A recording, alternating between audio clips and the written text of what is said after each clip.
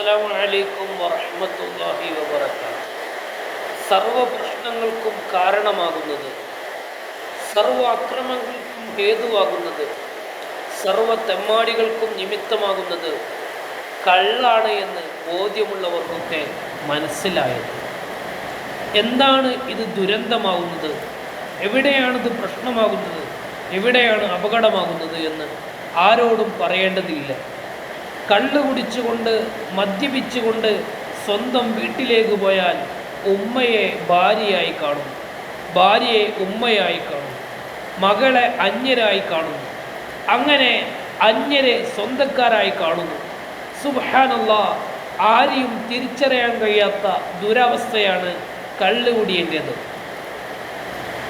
നമ്മളൊക്കെ എത്രയോ മദ്യപാനികളെ പലപ്പോഴും യാത്രകളിൽ കാണാറുണ്ട്.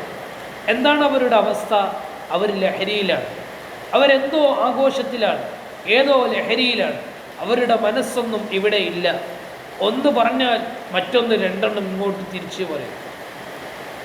നാട്ടിൻപുറങ്ങളിലൊക്കെ നടക്കുന്ന അക്രമങ്ങളിൽ ഭൂരിപക്ഷവും ഹേതുവാകുന്നത് മദ്യമാണ് എന്ന് എല്ലാവർക്കും മനസ്സിലായതാണ്. പിന്നെ എന്താണ് സർക്കാർ അത് നിരോധിക്കാത്തത് എന്ന് സ്വാഭാവികമായും പലരും ചോദിക്കാറുണ്ട്.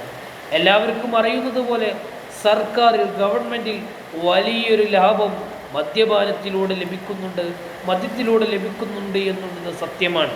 അതിലേറെ നഷ്ടം വ്യക്തിപരമായിട്ടോ സാമൂഹ്യപരമായിട്ടോ ഉണ്ടാകുന്നുവെങ്കിലും ഗവൺമെൻറ്റിന് വലിയൊരു ലാഭം മൊത്തത്തിൽ കിട്ടുന്ന ഒരു പരിപാടിയാണ് മദ്യം എന്നുള്ളത്. അതുകൊണ്ട് തന്നെ മദ്യം നിരോധിക്കാൻ ഒരു സർക്കാരും തയ്യാറാകുന്നില്ല, തയ്യാറാവുകയുമില്ല.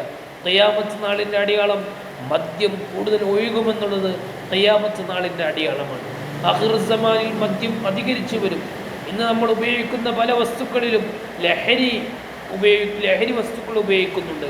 നിഷിദ്ധമായ കഞ്ചാവിൻ്റെ, കള്ളിൻ്റെ, അതുപോലെ തന്നെ മാരകമായ ആരോഗ്യപരമായ പ്രശ്നങ്ങൾ ഉണ്ടാക്കുന്ന പലതും ചേർത്തിക്കൊണ്ട് നമ്മൾ ഉപയോഗിക്കുന്ന പലതിലും ഉണ്ട് എന്നുള്ളത് എല്ലാവർക്കും അറിയുന്ന വസ്തുതയാണ്. കള്ളുകുടിയെ സംബന്ധിച്ചിടത്തോളം ഇൻദല്ലാഹി അസീമുൻ, അവൻ അള്ളാഹുവിൻ്റെ അടുത്ത് കുറ്റക്കാരനാണ്, അള്ളാഹുവിൻ്റെ അടുത്ത് ശിക്ഷിക്കപ്പെടുന്നവനാണ്.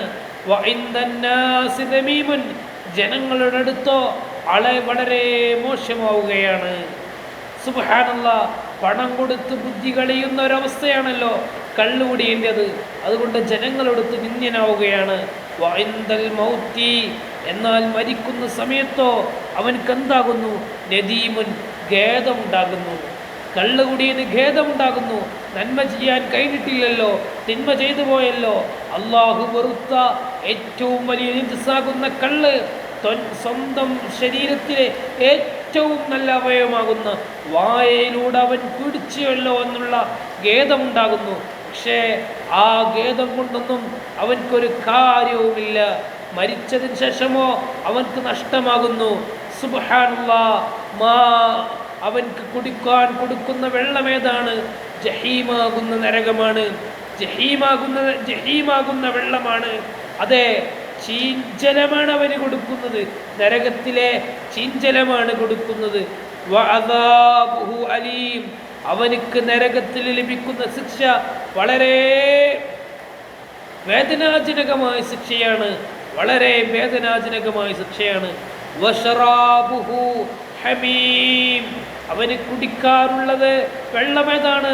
അതെ, അബൂജഹലിൻ്റെ, ഉത്ബത്തിൻ്റെ, ശൈബത്തിൻ്റെ, വലീദിൻ്റെ, ഇങ്ങനെയുള്ളവരുടെ ചീഞ്ചലമാണ് അവന് കൊടുക്കുന്നത്. സുബ്ഹാനല്ലാഹ്, നല്ലൊരു റാഹത്ത് ദുനിയാവിലില്ല, ആഖിറത്തിലുമില്ല. കുടിക്കുമ്പോൾ സന്തോഷമില്ല, കുടിച്ചു കഴിഞ്ഞിട്ടും സന്തോഷമില്ല, ശേഷവും സന്തോഷമില്ല, ആളുകളെടുത്ത് സന്തോഷമില്ല, ജനങ്ങളെടുത്ത് നിസ്സാരക്കാരനായി എല്ലാവരും പരിഹസിച്ചു. ദുനിയാവിലും രക്ഷയില്ല, ആഖിറത്തിലും രക്ഷയില്ല.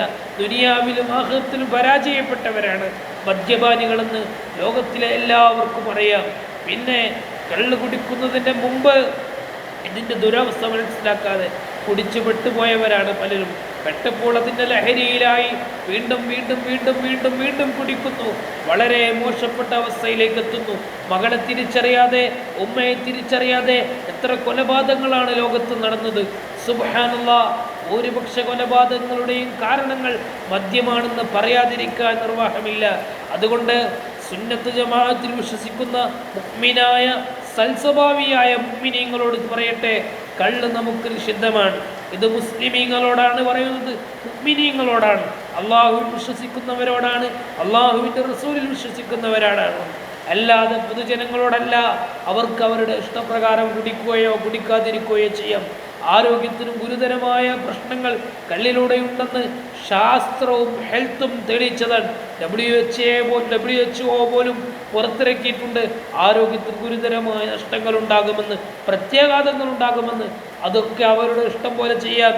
ഏതായാലും വിശ്വാസികളെ, നമുക്ക് നിഷിദ്ധമാണ്. കള്ള് തുടരുത്. അത് കള്ള് തൊട്ടാൽ പിന്നെ ദുനിയാവിലും ആഖിറത്തിലും ഒരുപാട് അപകടങ്ങൾ സംഭവിക്കേണ്ടി വരും. നാഥൻ എല്ലാ അപകടത്തിനും തൊട്ടും എല്ലാ പ്രയാസത്തിനും തൊട്ടും കാത്ത് രക്ഷിക്കുമാറാവട്ടെ.